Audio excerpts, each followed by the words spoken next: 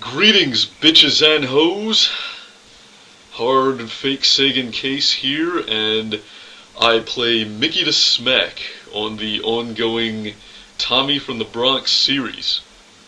And not too surprisingly, Tommy thought that Krosusberg's Agent Archer interview was a pretty good idea, and he's asked me if I'll make one of my own, so I'm doing it. What can I tell you about Mickey the Smack? Mickey is a fiercely loyal friend of Tommy's. They've known each other since they were kids, and we're only just now beginning to find out what the details of their history is, and what the nature of their friendship really is. And we're making this up all entirely on the fly, by the way. We're finding out all these things as you guys are finding them out.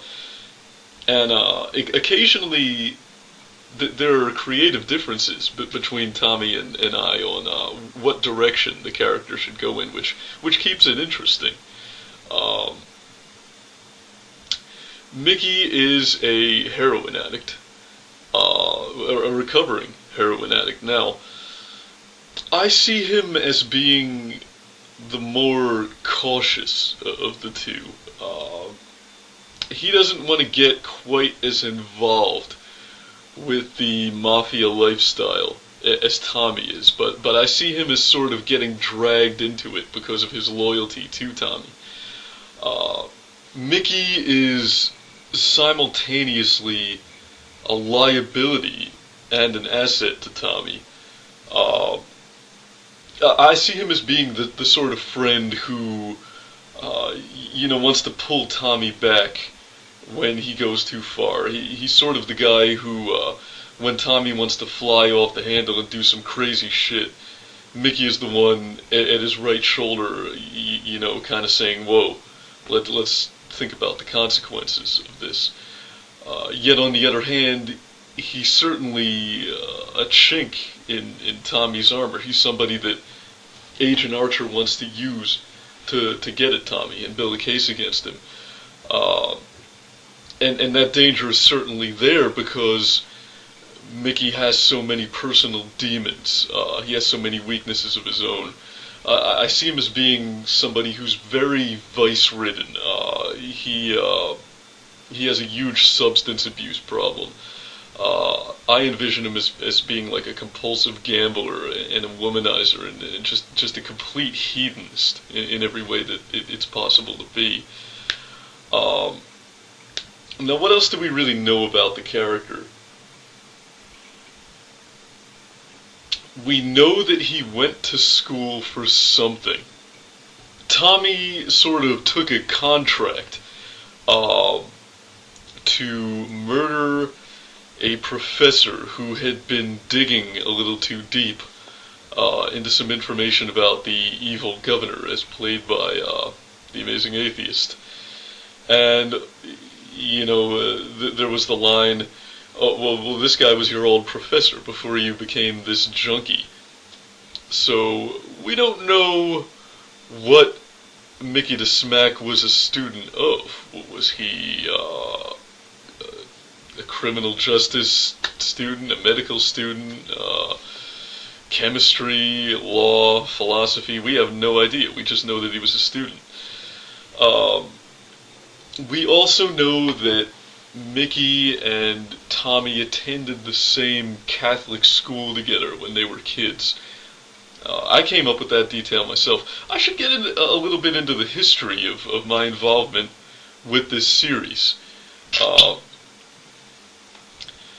First of all, Mickey was the first peripheral character in the series, that is to say, the first character besides Tommy in the show, which I take no small amount of pride in. The way Tommy pitched this to me is he said, I want to do something on YouTube that's like The Sopranos. And I won't say I didn't want to do it, but I was thinking to myself, this is never going to fucking work. it's going to blow up a week from now, and Tommy will realize it's just not a plausible idea. So for the time being, I'll humor him. I'll do it to make him happy because I like Tommy. How do you not like Tommy? The guy's pure personality, and he's one of the nicest people on YouTube. And Krosisberg said in his interview that he'd never seen anything like this before. I don't think anything like this exists. You can find a lot of examples of an ongoing series on YouTube, but I think you'll find in most cases those are people who know each other and live in the same area. And the entire concept of doing an ongoing drama show with a cast that's spread out across the country, that's really pretty unique. I don't think anything else like this is really being done. And I'm proud to be involved in it. I think we're breaking new ground in some ways. So he pitched this idea to me, and he said, well, okay, you're going to be the guy with the word on the street. You're going to be like Huggy Bear in Starsky and Hutch. And he kind of gave me the impression that I was going to be a very minor character in the show.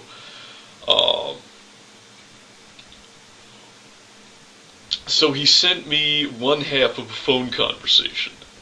When he was driving in his car and just talking on the phone to somebody who didn't exist. And he said, you were going to fill in the other half of this conversation, and you can invent your character, and you can just improvise your lines any way you want. And I had a lot of fun doing it.